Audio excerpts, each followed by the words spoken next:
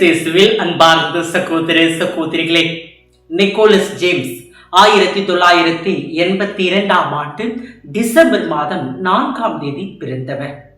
இவர் பிறவிலேயே tetra Amelia syndrome என்ற ஒரு நோயினால் தன்னுடைய 2 கைகளையும் கால்களையும் இழந்தவர். குழந்தை பருவத்தில் இருந்தே பல இன்னலுக்கு ஆளானவர். ஆரம்பத்தில் இவரது குறைபாட்டின் காரணமாக கல்வி நிறுவனங்கள் இவருக்கு கல்வியானது மறுக்கப்பட்டது. பின்பு சட்ட மாறுதலின் காரணமாக மனநிலை குன்றியவர்களோடு இணைந்து படிக்க வேண்டிய ஒரு சூழல் இவருக்கு ஏற்பட்டது. இவர் தனது 8வது வயதில் வாழ்வின் மீது நம்பிக்கையின்றி தற்கொலை முயற்சியில் ஈடுபட்டார்.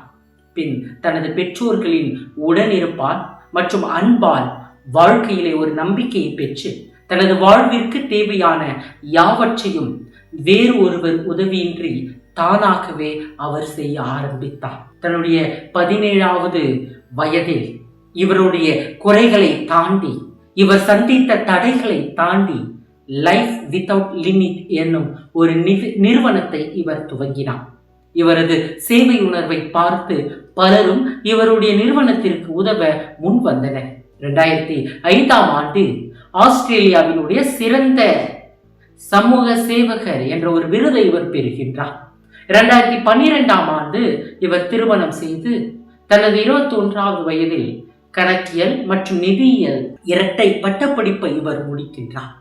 மிகச்சிறந்த ஒரு பேச்சாளராக இவர் மாறுகின்றார். 5 கண்டங்களிலும் உள்ள பல்வேறு நாடுகளில் 25 நாடுகளுக்கு மேலாக 3 மில்லியனுக்கும் அதிகமானவர்களுக்கு இவர் உரையாற்றினார். அன்பார்ந்தவர்களே, பிறவிலேயே தன்னுடைய 2 கைகளையும் 2 கால்களையும் இழந்து வாழ்க்கை மீது நம்பிக்கை இழந்து தற்கொலை முயற்சிக்கு அவர் சென்ற பொழுது இவரோடு உடன் இருந்தவர்கள் இவருடைய பெற்றோர்.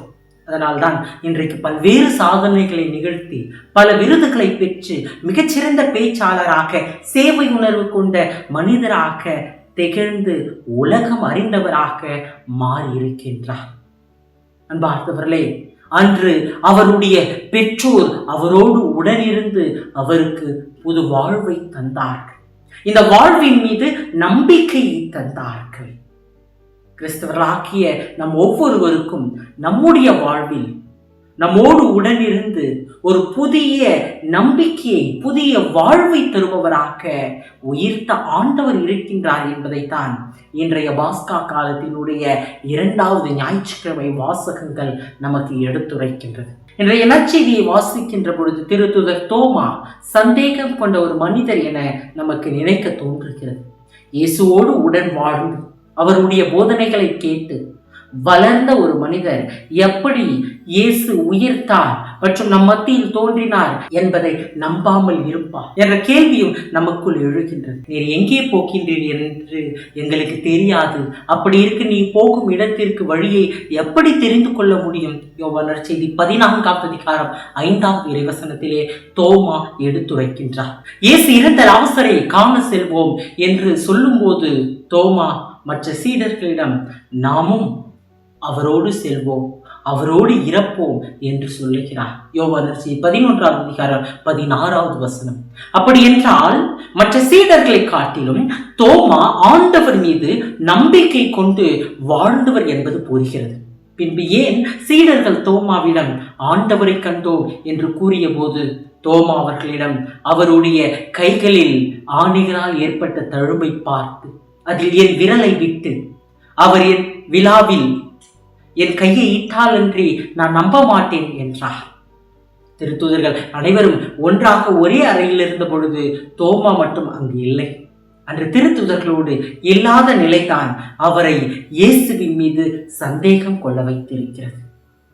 தோமா திருத்துதர்களோடு உடனிருந்த போது இயேசு மீண்டும் தோன்றுகிறார். அதுவரைக்கும் கண்டாலும் அவருடைய காயங்களில் விரலை விட்டால் தான் நம்புவேன் என்று சந்தேக வார்த்தைகளை பேசிக் கொண்டிருந்த தோமா இயேசுவை பார்த்து நீரே என் ஆண்டவர், நீரே என் கடவுள் என்கின்றார். யோவான் நற்செய்தி 20ஆவது அதிகாரம் 28வது இறைவசனம். இங்கு இயேசுவின் மற்றும் திருச்சபையின் உடனிருப்பு நம்மை அவரை கண்டு கொள்ள வைக்கின்றது. அதனால்தான் திருத்தூதர்களோடு அவர் உடனிருந்த பொழுது, அதாவது திருச்சபையோடு அவர் உடனிருந்த பொழுது, இயேசுவோடு அவர் உடனிருந்த பொழுது அவருக்குள் நம்பிக்கை பிறக்கின்றது. அன்பர்களே, திருத்துதர்களோடு தோமா உடனிருந்ததைப் போல திருச்சபையோடு நாம் உடனிருக்க வேண்டும். திருத்துதர்களோடு உடனிருந்து இயேசுவை கண்டுணர்ந்தது போல நாமும் திருச்சபையோடு உடனிருக்கின்ற பொழுது இந்த இயேசுவை நம்முடைய வாழ்க்கையிலே கண்டு கொள்வோம், அவரோடு உடனிருப்போம். இன்றைய முதல் வாசகத்திலே உயர்த்த ஆண்டவர் மீது நம்பிக்கை கொண்ட தொடக்க கிறிஸ்தவர்கள் திருத்தூதர்கள் கற்பித்தவற்றிலும் நட்புறவிலும் அப்பம் பிடுவதிலும் இறை வேண்டலிலும் உறுதியாய் நிலைத்திருந்தார்கள். இது தொடக்க கிறிஸ்தவர்கள் இயேசுவின் மற்றும் புதிய திரு அவையின் உடனிருப்பை உணர்ந்ததனுடைய வெளிப்பாடாக அமைகின்றது. அதுவே அவர்களுக்கு புதிய வாழ்வை தருகின்றது. இயேசு திருத்தூதர்களுக்கு தோன்றிய போதும் மற்றும் தூய ஆவியாரின் வருகையின் போதும் இவர்கள் அனைவரும் ஆங்காங்கே தனித்தனி அறையில் அல்லாது ஒன்றாக ஒருவர் மற்றவரோடு உடனிருந்து ஜெபித்து கிறிஸ்துவை வெளிப்படுத்தினார்கள். ஆண்டவரிடம் நம்பிக்கை கொண்ட திரளான ஆண்களும் பெண்களும் இவர்களோடு சேர்க்கப்பட்டார்கள். திருத்துதர் பணிகள் 5வது அதிகாரம் 14வது வசனம்.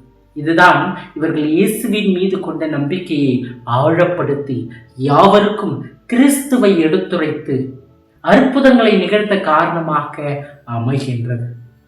இன்றைய நற்செய்தி உயிர்த்த ஆண்டவரினுடைய 3 கனிகளை நமக்கு தருகின்றது. நாம் எப்பொழுதெல்லாம் இந்த இயேசுவை நம்முடைய வாழ்க்கையிலே கண்டுகொள்கின்றோமோ அப்பொழுதெல்லாம் இந்த 3 கனிகளிலும் நாம் வளர்வோம்.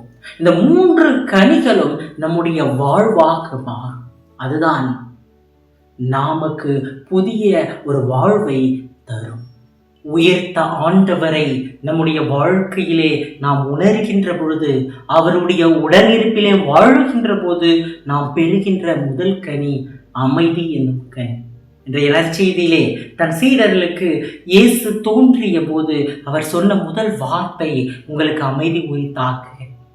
யோவான் நற்செய்தி 20வது அதிகாரம் 19 மற்றும் 26வது இறை வசனங்கள். இயேசு ஒவ்வொரு முறையும் சீடர்களுக்கு காட்சி தந்த போது அவர்கள் குழப்பத்தில், கலக்கத்தில், துக்கத்தில் இருந்தார்கள். அவர்களுக்கு இயேசுவினுடைய அமைதி தேவைப்பட்டது. உயர்த்த ஆண்டவர் தரும் இந்த அமைதி இன்றும் நம்முடைய உள்ளங்களுக்கும் இல்லங்களுக்கும் நம்முடைய வீட்டிற்கும் நாட்டிற்கும் தேவைப்படுகின்றது. உயர்த்த இயேசுவினுடைய அமைதியிலே நாம் கூறிக்கொள்வோம். பார்த்தவர்களே, தூய பிரான்சிஸ் அசிசியார் ஜெபித்தது போல, அன்னை தெரேசா ஜெபித்தது போல, இறைவா என்னை உன்னுடைய அமைதியினுடைய கருவியாக்கும் என இன்றைய நாளிலே நாம் ஜெபிக்க அழைப்பு பெறுகின்றோம். இன்றைக்கு நம்முடைய உள்ளங்கள் கவலைகளிலிருந்து, கஷ்டங்களிலிருந்து, துக்கங்களிலிருந்து மாற வேண்டும் என்றால் இந்த இயேசுவினுடைய உடனிருப்பை நம்முடைய வாழ்க்கையிலே உணர வேண்டும். இயேசு நம்மோடு உடன் இருக்கின்ற பொழுது அவர் தருகின்ற இந்த அமைதி என்னும் கனியானது நம்முடைய வாழ்வாக மாறும். உயிர்த்த ஆண்டவரினுடைய 2வது கனி தூய ஆவியார்.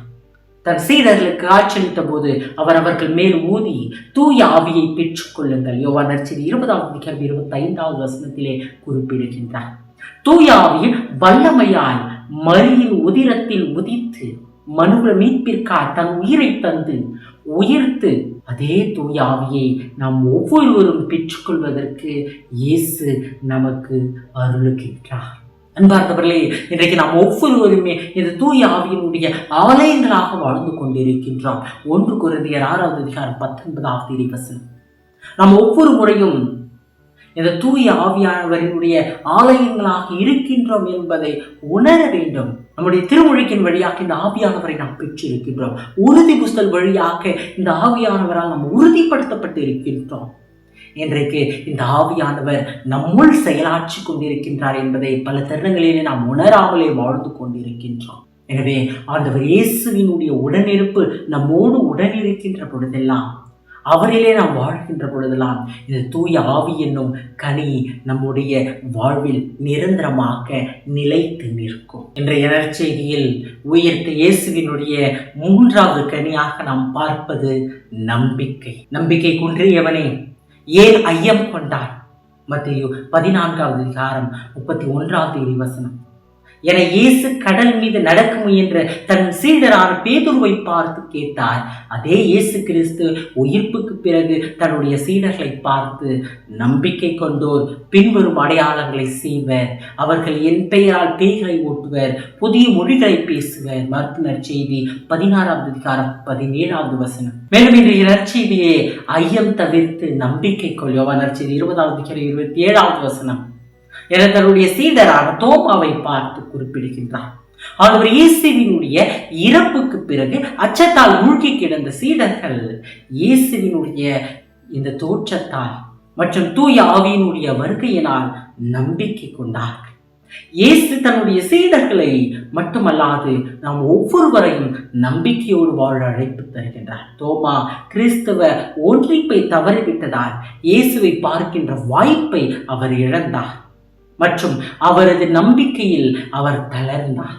நமது வாழ்க்கையிலும் நாம் கத்தோலிக்க திருவையோடு ஒன்றிணைந்து இயேசுவினுடைய பிரசன்னத்தை உணராத போது, அதாவது இந்த கத்தோலிக்க திருவையினுடைய திருப்பலியிலும் திருவழிபாட்டு நிகழ்வுகளிலும் திருவருட்சாதனங்களிலும் நாம் முழுமையாக பங்கேற்காத போது நம்மும் தோமாவை போல நம்முடைய வாழ்க்கையிலே இந்த இயேசுவை கண்டுணராமலே போவோம். நமது வாழ்க்கையிலே இந்த இயேசு தருகின்ற அமைதியை இழந்து விடுகின்றோம். தூய ஆவியினுடைய ஆலயங்கள் என்பதை நாம் மறந்து விடுகின்றோம். நமது நம்பிக்கையில் தளர்வு ஏற்படுகின்றது. ஏனெனில் கடவுளிடமிருந்து பிறக்கும் அனைத்தும் உலகை வெல்லும். உலகை வெல்வது நம் நம்பிக்கையை. 1 யோவான் 5வது அதிகாரம் 4வது வசனம். அன்பார்ந்தவர்களே, இன்று நிலை வாழ்வு தருகின்ற உயர்த்த ஆண்டவருடைய 3 கனிகளையும் நம்முடைய வாழ்க்கையாக்குவோம். அதற்கு நாம் உடனிருப்போம். இயேசுவோடு உடனிருப்போம். திருச்சபையோடு உடனிருப்போம். திருச்சபையினுடைய திருவழிபாட்டு நிகழ்வுகளின் வழியாக இயேசுவோடு உடனிருப்போம். அப்பொழுது நம்மை புதிய வாழ்வுக்கு அழைத்து செல்லுகின்ற அமைதியும் தூய ஆவியும் நம்பிக்கையும் நம்முடைய வாழ்க்கையினுடைய அங்கமாக மாறும். இறைவன் நம்ம ஒவ்வொருவரையும் ஆசீர்வதிப்பார்.